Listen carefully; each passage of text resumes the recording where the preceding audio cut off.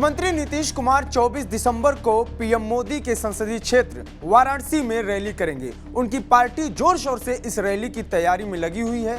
इस खबर के आते ही बिहार की राजनीति में भूचाल आ गया है। लगातार बिहार के बड़े नेताओं के बयान आ रहे हैं। सुशील मोदी ने कहा कि सीएम नीतीश एक फ्यूज बल्ब हैं। एमपी में जदयू के उम्मीदवारों को 100 से 200 वोट मिले हैं। ऐसे में अब अखिलेश यादव के सहारे यूपी में मोदी को टक्कर देने चले हैं। सुशील मोदी ने यह भी कहा कि यूपी में कुर्मियों के बड़े नेता के साथ हम अलायंस में हैं। केजरीवाल भी वाराणसी से चुनाव लड़ने आए थे, उनका क्या हुआ सबको पता है। देखिए, नीतीश कुमार फ्यूज्ड बल्ब है जो टिमटिमा सकते हैं लेकिन पूरी रोशनी नहीं दे सकते, जो अपने राज्य में 44 सीट नहीं जिता पाया, जो मध्य प्रदेश में 10 उम्मीदवार खड़े किए तो किसी को 100 वोट, किसी को 200 वोट आए, तो वह यूपी में जाकर अखिलेश यादव की बदौलत कुर्मी का क्या वोट दिला पाएंगे। आए थे ना दिल्ली से अरविंद केजरीवाल, क्या हुआ, फिर दोबारा झांकने तक नहीं गए। तो केवल मीडिया में बने रहने के लिए लंबी लंबी बात बोलना, कहना कि मैं दावेदार नहीं हूँ, मेरी कोई इच्छा नहीं है, और अपने नज़दीकी लोगों से बयान दिलवाते रहते हैं कि सबसे योग्य उम्मीदवार यही हैं। सुशील मोदी के अलावा बिहार बीजेपी के अध्यक्ष सम्राट चौधरी ने भी नीतीश कुमार पर कटाक्ष किया। सम्राट चौधरी ने कहा कि नीतीश कुमार के पास बनारस जाने के लिए कोई मॉडल नहीं है। नीतीश कुमार ने बिहार के लोगों को शराबी बनाया। किस मॉडल के साथ जाएंगे, क्या बताएंगे कि मैंने बिहार के लोगों को शराबी बनाया, दिखाने के लिए मैंने शराबबंदी किया। जब नीतीश बाबू पहली बार सरकार में आए तो कितनी शराब की दुकानें थी पूरी बिहार, जाके बताना चाहिए उत्तर प्रदेश में। बिहार के लोगों को शराबी बनाने का किसी का क्रेडिट जाता है तो वो नीतीश बाबू को। ऐसा कहा जाता है कि यूपी में नीतीश कुमार की जनसभाओं का उद्देश्य सिर्फ बीजेपी के खिलाफ प्रचार करना नहीं है।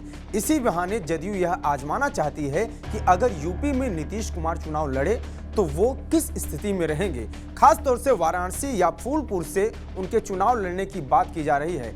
वाराणसी पीएम मोदी की संसदीय सीट है। उनके गढ़ में नीतीश कुमार की जनसभा यह संकेत देती है कि आने वाले लोकसभा चुनाव के लिए नीतीश कुमार सीधे प्रधानमंत्री नरेंद्र मोदी को चुनौती देंगे। ये बात अलग है कि वो यूपी के ही किसी और लोकसभा सीट से चुनाव लड़ सकते हैं, लेकिन ये सिर्फ कयास है, क्योंकि जदयू ने नीतीश कुमार के चुनाव लड़ने के बारे में अभी कोई भी बयान नहीं दिया है। पार्टी के राष्ट्रीय महासचिव केसी त्यागी ने तो साफ तौर पर कह दिया कि वाराणसी से चुनाव लड़ने का न तो पार्टी ने कोई घोषणा किया है, न ही नीतीश कुमार ने। वो लोकसभा चुनाव लड़ेंगे या नहीं, इस पर भी संशय है।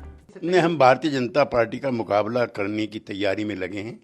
उसी में झारखंड, उत्तर प्रदेश के कई इलाकों में और बाहर भी सभाएं करने का हम लोगों का प्लान है। वाराणसी से चुनाव लड़ने का उन्होंने कोई घोषणा नहीं की है, अभी पार्टी ने कोई घोषणा नहीं की है। और वो लोकसभा लड़ेंगे कि नहीं लड़ेंगे, ने सार्वजनिक तौर पर इस तरह की टिप्पणी करना इंडिया गठबंधन के लिए ठीक नहीं है। नीतीश कुमार हमारे प्रिय नेता हैं और बड़ी से बड़ी जिम्मेदारी निभाने लायक।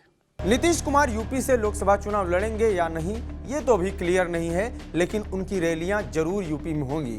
यह भी लगभग क्लियर है कि यूपी में अखिलेश यादव के साथ वो यादव कुर्मी समीकरण को साधने का काम करेंगे। और जिस तरह से जदयू के बाकी नेता इंडिया गठबंधन में भी नीतीश कुमार को सबसे बड़े नेता के तौर पर पेश करने की कोशिश कर रहे हैं, उससे इतना तो साफ है कि आने वाले लोकसभा चुनाव के लिए नीतीश के समर्थक उनको प्रधानमंत्री के दावेदार के तौर पर देख रहे हैं। उधर 3 राज्यों में हुए चुनाव में कांग्रेस की हार के बाद इंडिया गठबंधन में क्षेत्रीय दलों की दावेदारी और मजबूत मानी जा रही है। ऐसे में नीतीश कुमार द्वारा बिहार के बाहर जो रैलियां की जा रही हैं, वो कहीं न कहीं उनकी मजबूती का संदेश भी देना चाहती हैं। इस विषय पर आप क्या सोचते हैं, हमें कमेंट बॉक्स में बताएं। जुड़े रहिए TV9 बिहार झारखंड के साथ। धन्यवाद।